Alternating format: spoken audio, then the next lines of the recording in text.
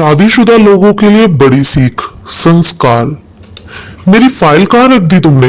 कब से ढूंढ रहा हूँ। नाराज आदित्य की तेज आवाज बाहर बैठक तक आ रही थी। सास ससुर को चाय देती अन्नू भागकर कमरे में गई। पूरी अलमारी पलटकर बिस्तर पे फैली हुई थी। क्या ढूंढ रहे हैं आदित्य आप? बेवकूफ औरत, कब से आवाज लगा रहा हूँ, अब आ रही हो। मेरी लाल वाली फाइल कहाँ रख दी तुमने? आपने मुझे कब दी? आश्चर्य से अन्नू बोली। और ये क्या हालत बना दी कमरे की आपने? मुझसे बहस मत करो, फाइल नहीं मिली तो ये सब बाहर फेंक दूंगा। एक मिनट रुकिए, मैं ढूंढती हूँ। इधर उधर अन्नू ने नजर दौड़ाई और बेड के पास ही फाइलों में दबी लाल फाइल मिल गई। अन्नू के हाथ से गुस्से से फाइल छीन आदित्य बिना नाश्ता किए ऑफिस चले गए। दुखी अन्नू ने भी सास ससुर को नाश्ता खिला रसोई समेट दी। अन्नू और आदित्य की शादी को कुछ समय ही हुआ था। हर तरह से संपन्न ससुराल देख अन्नू के पापा ने अपनी लाडली की शादी की थी। आदित्य इकलौता बेटा था घर का। एक बड़ी ननद थी जिनकी शादी हो चुकी थी। ससुर जी भी नौकरी से रिटायर हो चुके थे। किसी बात की कोई कमी ना थी, लेकिन फिर भी अन्नू खुश नहीं थी। कारण आदित्य का व्यवहार था। जब मूड ठीक होता तो बहुत प्यार से पेश आता, और जब मन मुताबिक कुछ ना हो गुस्सा 7वें आसमान पे होता और जो जी में आता बोल देता अन्नू को। सास ससुर कान में रुई डाले बैठे रहते। एक दो बार अन्नू ने अपनी सास से कहा भी तो उल्टा अन्नू को ही सुनना पड़ा। मर्द तो ऐसे ही होते हैं, तुम मौका ही क्यों देती हो? शांत स्वभाव अन्नू, घर में कलेश ना हो ये सोच चुप हो जाती। बिस्तर पे लेटी सुबह की घटना के बारे में सोच रही थी कि फोन की घंटी बजी। बेमन से देखा तो सीमा का नंबर फ्लैश हो रहा था। आज अपनी प्यारी सहेली का नंबर देखकर भी अन्नू के चेहरे पे कोई खुशी नहीं आई, ना ही फोन उठाने की इच्छा हुई। थोड़ी देर बाद वापस सीमा का कॉल आया तो अन्नू ने यह सोचकर कि कोई जरूरी काम तो नहीं, फोन उठा लिया। दूसरी तरफ से हमेशा की तरह चहकती सीमा थी। कैसी है अन्नू? ठीक हूँ सीमा, तू बता कैसी है? चल तैयार हो जा, कल आ रही हूँ तेरे घर। एक रात रुकूंगी, कुछ ऑफिस का काम तेरे ही शहर में निकल गया है। चल कल मिलती हूँ। और सीमा ने फोन रख दिया। अन्नू को कुछ कहने का या मना करने का मौका ही नहीं मिला। शाम को आदित्य घर आए तो गर्म गर्म समोसे और जलेबी लेकर आए। हाथों में समोसे जलेबी का पैकेट देख अन्नू समझ गई अभी मूड ठीक था आदित्य का। चाय नाश्ते के बाद अन्नू ने सीमा के आने की बात घर में सबको बताई। मूड अच्छा था तो आदित्य भी अन्नू की सहेली के आने की खबर सुन खुश हो गए। अरे ये तो अच्छी बात है, आने दो, और तुम भी तैयारी कर लो, आखिर पहली बार कोई आ रहा है तुम्हारे मायके से।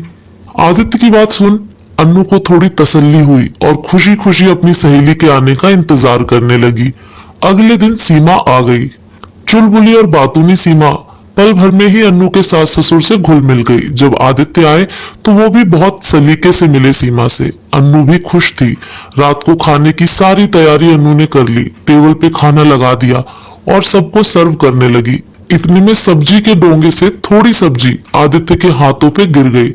तमीज नहीं है खाना सर्व करने की भी, हाथ जला दिया मेरा। आदित्य ने अन्नू को घूरते हुए तेज आवाज में कहा तो अन्नू बहुत शर्मिंदा हो गई। अन्नू, तो आपकी सहेली तो कहीं से लगती ही नहीं सीमा जी। आप इतनी स्मार्ट और आधुनिक, और अन्नू को देखिए खाना तक ढंग से सर्व करना नहीं आता। जहां सीमा दंग रह गई आदित्य का व्यवहार देख, वहीं सहेली के आगे अपमानित हो अन्नू की आंखें झलक उठी। आदित्य को कुछ जवाब दिए बिना सीमा ने बेमन से चुपचाप अपना खाना खत्म किया और थकान का बहाना कर कमरे में चली गई। रात को सोते समय अन्नू कमरे में पानी रखने आई तो सीमा ने उसे गले लगा लिया। सहेली के गले लग अन्नू टूट गई और बिलख बिलख कर रो पड़ी। तू क्यों इतना बर्दाश्त कर रही है अन्नू? पढ़ी लिखी हो, गलत का जवाब दो और अपने हक और आत्मसम्मान के लिए खुद लड़ना सीखो अन्नू। कहना आसान है सीमा, करना उतना ही मुश्किल। कुछ मुश्किल नहीं है अन्नू, बस हिम्मत चाहिए सही को सही और गलत को गलत बोलने की। बिना कुछ जवाब दिए अन्नू वापस चली गई। सुबह सीमा को भी निकलना था। नाश्ते की टेबल पे सब बैठे थे और अकेली अन्नू आलू के पराठे बनाने में व्यस्त थी। सीमा ने मदद करनी चाहिए तो सासू माँ ने यह कहकर रोक दिया कि 4 लोगों के पराठे भी अकेली नहीं सेक सकती क्या? अरे हाथ जल्दी चलाओगी या सो गई रसोई में? भूल तो नहीं गई सीमा जी की ट्रेन भी है, कभी तो फुर्ती दिखा दिया करो। आदित्य ने खींच से निपोड़ते हुए कहा। अपनी सहेली को यूं अपमानित होता देख सीमा की सहन शक्ति जवाब दे गई। वो भूल गई कि वो इस वक्त अपनी सहेली के ससुराल में थी। ये कैसी बातें कर रहे हैं आप सब अन्नू से? कैसे लोग हैं आप लोग? और आदित्य जी, क्या आपको इतनी भी समझ नहीं कि अन्नू आपकी पत्नी है, कोई नौकरानी नहीं? मैं कहती हूँ ऐसे तो कोई नौकरानी से भी बात नहीं करता। जब मेरे सामने आप ऐसा व्यवहार कर रहे हैं तो मेरे पीछे क्या करते होंगे? चुप हो जा सीमा। क्रोधित सीमा को अन्नू चुप कराने लगी। मैं क्यों चुप हूँ अन्नू? ऐसी सहेली बनाती हो बहू तुम? जरा भी तमीज और संस्कार नहीं है इसे? समझा दो अपनी सहेली को कि वो सिर्फ मेहमान है और मेहमान दूसरे के घरों के मामले में नहीं बोलते। सीमा की बातों से बौखलाई सासू माँ ने अन्नू को ही डांटना शुरू कर दिया। तमीज और संस्कार मुझ में है, तभी कल से चुप हूं माँ जी।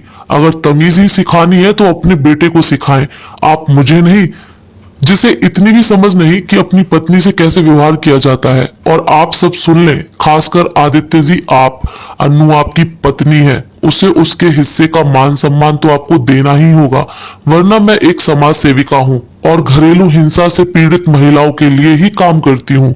आगे आप खुद समझदार हैं कि मैं क्या कर सकती हूँ और क्या नहीं। और अनु, तुम पढ़ी लिखी आधुनिक लड़की हो, इस तरह हर वक्त ससुराल वालों और पति के तानों को सुनकर कब तक रहोगी? आधुनिक सिर्फ कपड़ों और रहन सहन से नहीं, आधुनिक विचारों से भी होना चाहिए। आदित्य जी, अन्नू आपकी पत्नी है और पत्नी का हक होता है मान सम्मान पाना। पत्नी कोई पंचिंग बैग नहीं कि जब चाहा अपना गुस्सा और तनाव उस पर निकाल दिया जाए। सीमा की बात सुन आदित्य बेहद शर्मिंदा हो उठा। अपनी गलती उसे साफ साफ दिख रही थी। सीमा तो वापस अपने शहर चली गई, लेकिन जाते जाते आदित्य को सच्चाई का आईना दिखा गई, साथ ही अपनी सहेली के जीवन को वापस खुशियों से भर गई। अगर आपको कहानी अच्छी लगी तो कमेंट जरूर करें।